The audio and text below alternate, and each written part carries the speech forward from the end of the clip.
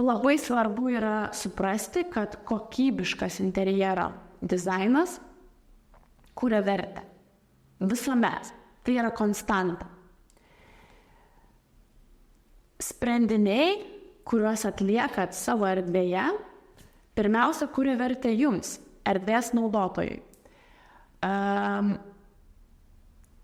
Arba jeigu mes kalbam apie interjero dizainerį, tai tie sprendiniai, kuriuos mes kaip profesionalai atliekam, turėtų pirmiausia kurti vertę naudotojui. Ką reiškia kurti vertę? Mūsų artimiausia aplinka, kurioje mes praleidžiame daugiausia laiko, darom labai didelę įtaką.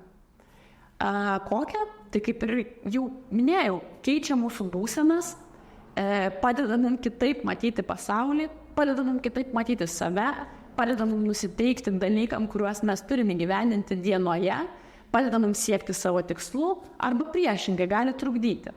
Jeigu mes turim tam tikrus sprendinius erdvėje, kurie mus erzina, kurie mums nepatinka, mūsų būsenas keičiasi į neigiamą pusę. Ir interjero dizainas yra labai stiprus įrankis, kuris gali padėti mums kurti geresnę gyvenimo kokybę. Ir kurdami savo namų erdvę arba kurdami klientam namų erdvę, mes privalom galvoti apie tai, kas mus džiugintų, kas sukurtų mūsų asmenybei pridėtinės vertės.